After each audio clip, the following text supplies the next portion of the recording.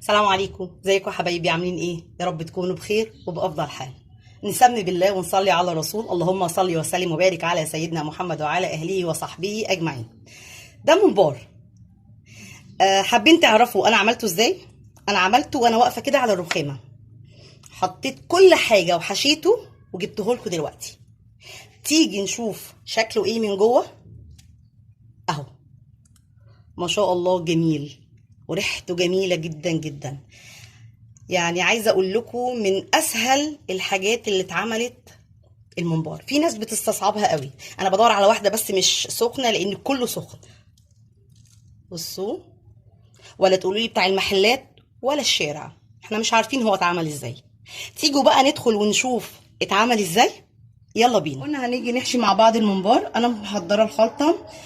دي الخضره انا مقطعاها وغسلاها كويس قوي، وده الرز انا غسلاه، ده حوالي كيلو الا ربع لان اللي انا جايباه حوالي كيلو ممبار. انا غسلاه ومصفياه كويس قوي، لازم يتصفى لان انا هعمل الخلطه على البارد. انا مش هعصج اي حاجه، انا هعمل كله مع بعضه على البارد. ماشي، ادي كده اهو. ده بصلتين، 7 طماطميات متقطعين زي السلطه، شويه توم عشان تديها بس تكسر الزفاره وتديها طعم. ماشي، انا والتوابل حطيت ملح، فلفل، كمون، كزبره، حطيت قرفه، جنزبيل، بس ما حطيتش غير كده. انا اهم حاجه عندي الكمون والفلفل والملح. اهم الخلطه اهي، ادي الرز وادي الخلطه. انا محضره لكم كل حاجه بقول عليها خطوه بخطوه عشان ولا اطول عليكم في الفيديو ولا تزهقوا وتبقوا عارفين. انا هحط معلقتين صلصه. هي الطماطم دي مسافه ما انا يعني هحاول ان انا اخلط كله على بعضه بايدي. طبعا مش هلبس جوانتي لاني مش هعرف احشي بيه. هخلط كويس قوي. ماشي، بالصلصه انا هحط حوالي معلقتين اهم وشويه، بس مش حطيت غير معلقتين.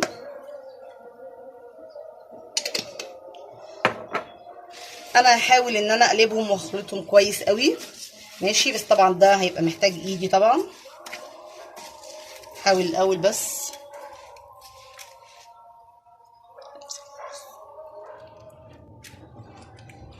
اهو يا حبايبي، بصوا انا قلبته كله اهو اهو، ملحه مظبوط اهو. انا بس هحط قد حوالي نص كوبايه زيت اهي. هقلب تاني بس ساعتها بقى هيبقى تقليب عادي اهو. بصي وانتي بتقلبي اول مره يعني اعملي كده، ادعكي جامد كده عشان القوطه تنزل الصلصه بتاعتها او ميتها وكله يختلط مع بعض. تمام اهو. طبعا هيبقى الممبار بتاعنا انضف بكتير من اللي بنشتريه من بره واللي عيالنا بيجروا يشتروه وما بنبقاش اصلا عارفين مغسول ازاي ولا معمول ازاي. انا بس هحاول اجي يعني هغسل ايدي وارجع لكم تاني عشان نعرف نحشي. بصوا يا حبايبي، هتفتحوا ايديكم كده تحشوا اهو اهو، تدخلوا بصباعكم. انا يعني مقطعاه صغير على اساس ان انا عايزاه كل واحده صغيره، مش عايزه انا يبقى الممباره كبيره. ماشي، انا حشيت اهو، بس عايزه اعرف انا حشوي كده مظبوط ولا لا. هرجع اعمل كده بططه اهو. هبطط الممباره كلها دي مقطوعه، يبقى انا هنزل الحشو اللي فيها لان هي حشوها بيفرد وانا مش عايزه كتير اهو. انا عايزاها كده بالظبط. تمام اهو، ادي اول واحده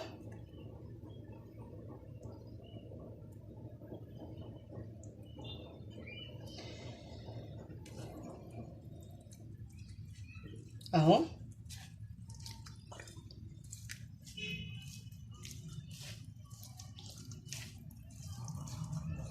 انتي بتمسكي طرفها كده ويبقى ليها حتتها الباقيه مفتوحه من هنا، هحشي جوه كده اهو اهو.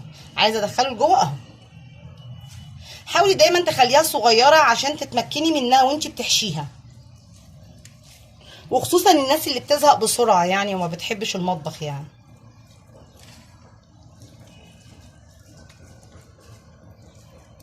طب انا عايزه اعرف انا خلصت ولا لا. هعمل كده اهو، هوزع اهو اهو، بصوا اهي فردتها خالص اهي.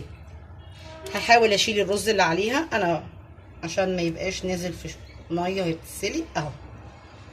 تمام كده، تك عليها كده تفرديها اهي. تاني واحده هحشي معاكم كذا واحده. تمام، والباقي طبعا انا هكمله لاني مش هقدر هحشي وانا واقفه بصراحه يعني. اهو طرفها ماسكاه بثلاث صوابع سانده بيهم كده، واهو اهو سانده بايدي يعني. انا بص بحشي بثلاث صوابع من ورا اهو، سانده بيهم اهو اهي. كل ما ده قلبي عشان تاخدي البصله وتاخدي الطماطمايه وتاخدي كل حاجه معاكي اهي. عايزه اعرف خلصت اشوف اهو. هفرد تاني اهو. خلاص انا حابه كده بس اهو اهو. نحشي واحده اخيره، دي كبيره اهي. انا لما بجيبه عشان اول مره يعني وبنضفه بلاقي فيه دهن كتير، انا ما بشيلش الدهن كله، انا بشيل حاجات بسيطه واسيب حاجات بسيطه فيه، عشان الدهن ده لما بيجي يستوي او يتسلق بيديله طعم حلو قوي لما بيسيح مع خلطه الرز.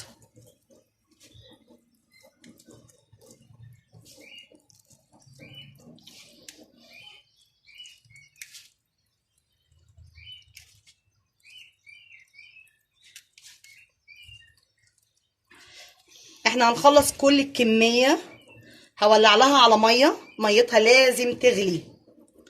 الممبار ميته بتغلي.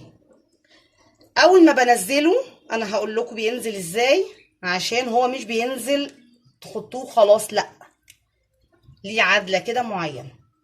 انا بصوا حبايبي لسه هكملها، بس انا هقول لكم مثلا يعني انا قدامي الميه اهي بتغلي، والممباره همسكها من النص واسيب الطرفين دول ينزلوا الاول على الميه السخنه.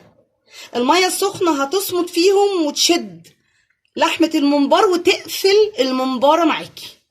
واول ما ابدا انزله مره واتنين لحد ما تبدا تشد وتقفل الممباره، اسقط الممبار كله في الميه. تمام كده، عشان انا لو معرفتش اصورها لكم يبقى انتوا كده فهمتوا. انا هكمل الكميه كلها وارجع لكم تاني ان شاء الله. بصوا يا حبايبي اشوف الميه اهي، الميه غليت اهي. انا هنزل بالممبار زي ما قلت لكم نفس الطريقه اهو كده، بنزل بيه الاول بالميه. اتقفل المسام الناحيتين اهو قدامكم، هبص اقرب الكاميرا اهي اتقفلت المسام. هنزل بيه كله. تمام، كل واحده هعملها هنزل بيها كده الاول مره اتنين اهي، تلاته اتقفلت، هنزل بيها كلها. انا هحط الممبار كله تمام، وبعد كده هحط له شويه ملح شويه فلفل، واول ما يبدا يغلي هوطي على الممبار، بس مش توطيه جامده يعني، حاجه بسيطه ماشي عشان ياخد سوا براحته اهو. ده كيلو زي ما اتفقت اللي انا عملته، خد كيلو الا ربع رز، بنزل بيه بالنص كده اهو وانزل كله. الحله هتاخد الكميه كلها مثلا، وهغطي عليها، واول ما تبدا تغلي هوطي عليها. تمام، ونيجي نحمره، نبقى نحمره مع بعض. يا حبايبي انا حطيته كله ما شاء الله اهو. انا حطيت فلفل، حطيت ملح، حطيت كمون، حطيت كزبره. اللي على الوش ده كله هبدا اقلب تاني، هخلط الملح والفلفل والكمون والكزبره. انا مش محتاجه غير كده. وتحديق الملح بيبقى مظبوط على قد حدق الميه، لاني انا مظبطه كمان ملحه في الخلطه بتاعت الرز. تمام، بصوا ما شاء الله نزل دهنه اهو، لان الممبار انا كنت سايبه برضو وانا بنضفه فيه شويه دهن بسيط اهو. ده حشوي اهو اللي انتوا شايفينه اهو، ما شاء الله اهو اهو. انا هبدأ اغطي عليه تمام، بس مش هغطي قوي برضو عشان المية ما تفورش. اول ما يبدأ يغلي كويس قوي هوطي سنة بسيطة واديله حوالي نص ساعة كده، وابدأي طلعي واحدة وبصي عليها. هتطلعيها في طبق وتعملي لها زي اختبار كده، تطلعي منها بالمعلقة شوية رز وتمسكيهم او تدوقيهم، لقيتيهم استووا خلاص. بنشل الممبار واصفيه في مصفى، وبعد كده ببدأ ان انا احمره في الزيت. وانا بحمره هتبقوا معايا برضو في الخطوة بتاعة التحمير تمام. بصوا يا حبايبي انا طلعت الممبار اهو كله، بصوا ما شاء الله. الرز اللي موجود خفيف جدا اهو، يعني ما نزلش كتير، ما اتفرطش مني الحمد لله كتير اهو خالص اهو. طبعا انا شوربة الممبار دي ما نستعملهاش، مش مستحب ان هي تستعمل، يعني انا ما بعملش بيها اكل، دي انا برميها.